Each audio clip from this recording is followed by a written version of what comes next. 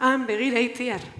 Hor dago nazioarteko estazio espazioa. Ikusten hor dagoen puntu dizdiratzu hori, hain behirin di joan abezerutik. Nire amak beti galdetzen dit, zein da hor ainarin doan izar hori, eta ni beti esaten diot, ez ama, ez da izar bat, hori nazioarteko espazio estazioa da. Harritzekoa dena da, gugandik 200 kilometrotara dagoen zerbaitek, 90 minutu bakarrik behar izatea, hau da, ordu eta erdi, lurrari bira oso bat emateko. Ia, 8 kilometro egiten ditu segundu bakar batean, ikaragarria. Bai, egia da. Eta badakizu badagoela jendea ez dakiela bertan jendea bizi dela?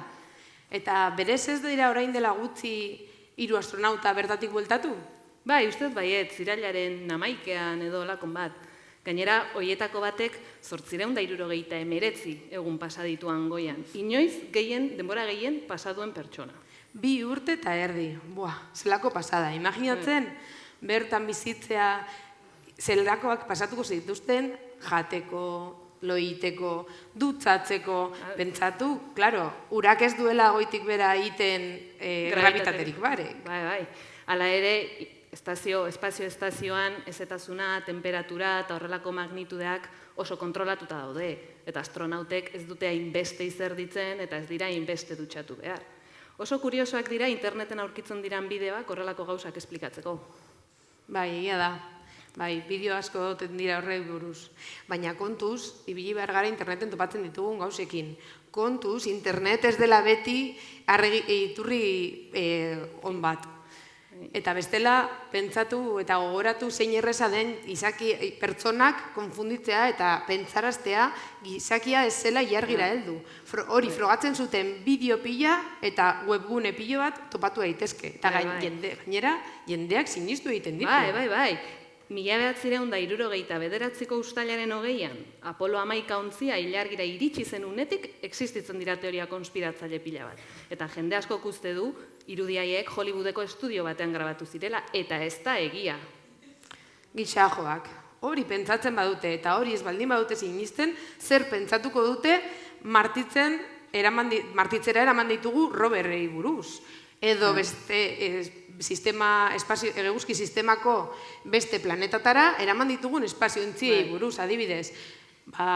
Merkuriora Messenger eraman zen, Venus Express Tizarrera, Mayben Martitzera, Jun orain heltzear dago ja Jupiterrera eta Cassiniain ezaguna dena eta Jupiterritik pasatu eta hor dabilela ja 10 urtez Saturnori biraka.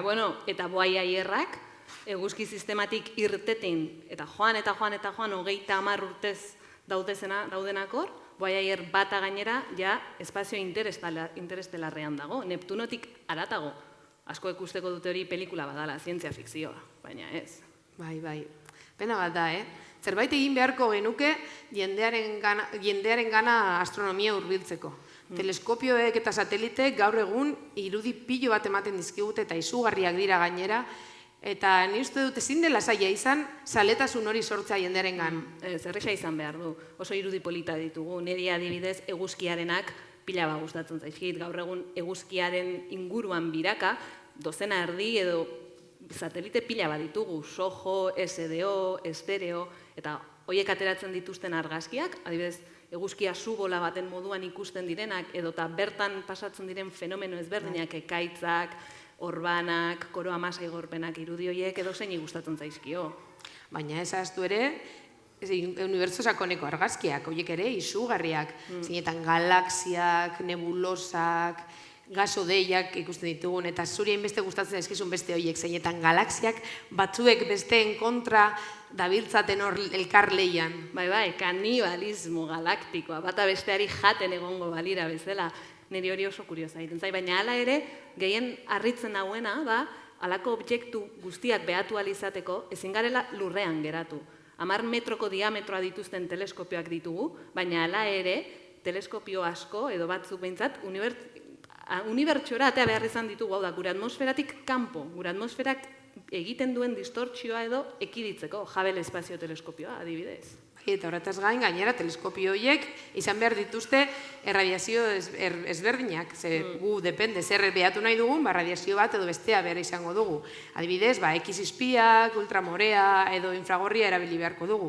Edo eta tresna ezberdinak erabili behar izango ditugu. Teleskopioa izan daiteke optikoa, irrati teleskopioa, espektrometroak.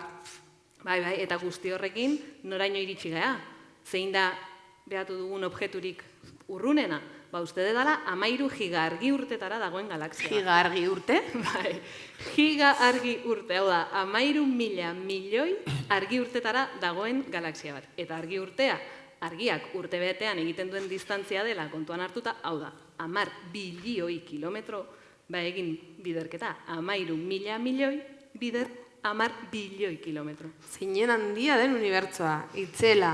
Eta handitasun horretan, beraz, aberaztasun pilo bat egon behar du, galaxia pilo bat, berez, pentsatzen da, 1.000 milioi baino galaxia gehiago dagoela, eta 1.000 milioi galaxia horietan, 1.000 milioi izar daudela. Bai, eta izar bakoitzak, gure izarrak, eguzkiak bezala, planetak izan ditzake bere inguruan biraka, exoplanetak deitzen direnak.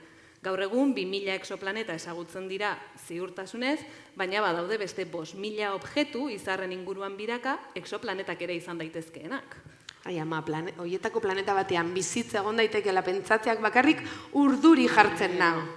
Baldago norbait hor kanpoan, eta egotekotan topatuko aldugu? Bai, neska, nola ez du topatuko ba, gure jakin minak unibertsua erreko dau!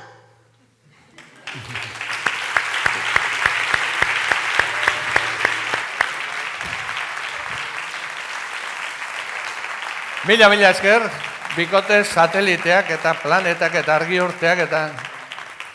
Gainera, kontu hauekin batzutan iruditzen zait, Euskal Herria etortzen zait gogora, satelitearen definizioarekin, pixat, unibertsuaren erdian, ezerezean, modu egonkorrean galduta, zenbat argi urte beharkote ditugu planeta bihurtzeko. Bueno, tira, aurrera, Andoni eta Miren. Andoni. Entzun ditugu, Itziarretan Aiara ikerlariak, eta zu ere, bere bezala ikerlaria zara. Eta Martera, zunda bat bidaltzeko, diru laguntzen bila zabiltza. Zu Miren, Europara sartzea lortzen ez duen etorkina zara. Andoni, ikerlaria zara, eta diru laguntza bila zabiltza, Martera zunda bat bialtzeko. Zu Miren beste laguntza batzuen bila zabiltza eta beste bidai mota bat duzu. Etorkina zara eta Europara sartu ezinik zabiltza.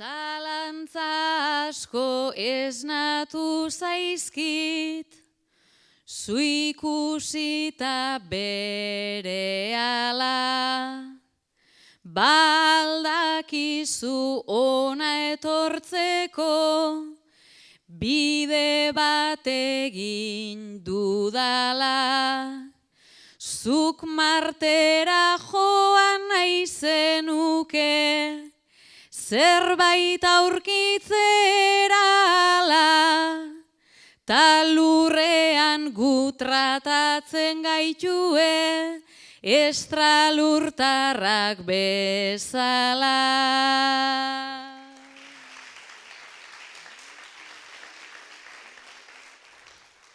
Nere ametsa zientzia dala, badakizu honezkero, zerbait jakin naiz hurbildu nahi dut, Marte ingurura edo, nik baneukak ezuk ez eukita, olakorik ez espero, denontzat aina sos balegoke, ondo banatu ezkero.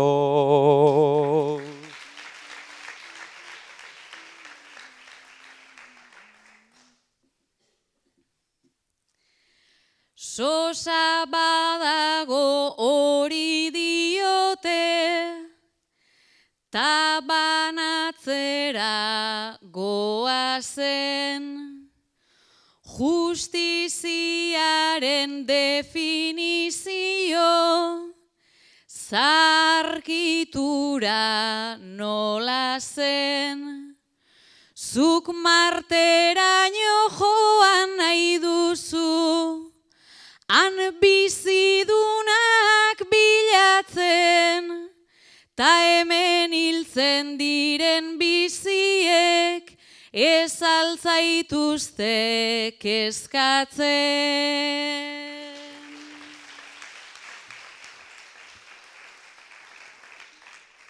Hemengo hilek ipintzen haute, buru makurta negarrez. Igual argatik ume arotik, Marte izan dudut amets.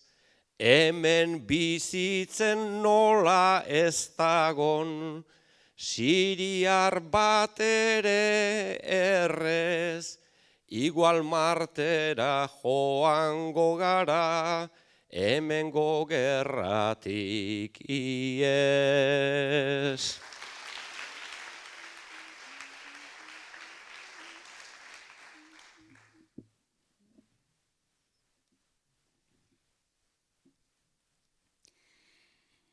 Hemen jendea leku batzutan, bizi da oso gustora, ta besteetan gerratik ies, egin behar du kanpora. Ez dakit nola neurtu dituzun, dirua eta denbora, baina nirekin hau argitzea asko zobe izango da.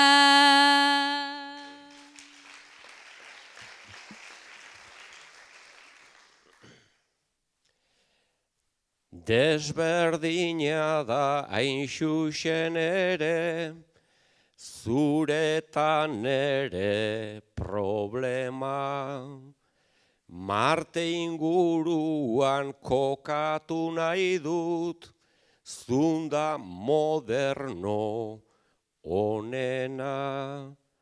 Imaginatu kontinente bat, handikan ikusten dena, seguru asko 6. horrek injustizi du izena.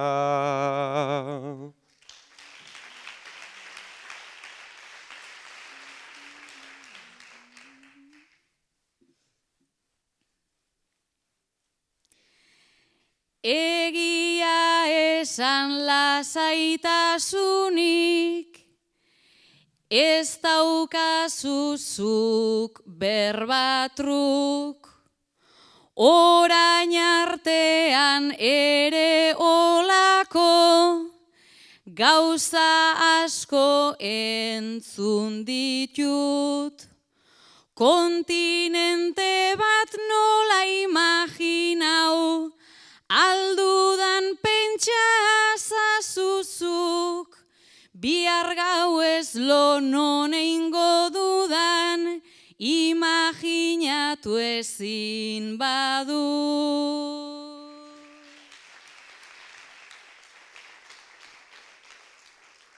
ba ideia bat eman didazu, ta ez da inoren kaltean.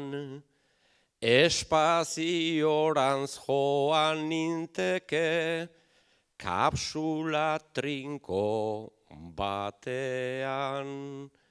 Eta lehenoko hori bezala, han egon 3 urtean, nere etxean gera zintezke, nian nagon bitartean.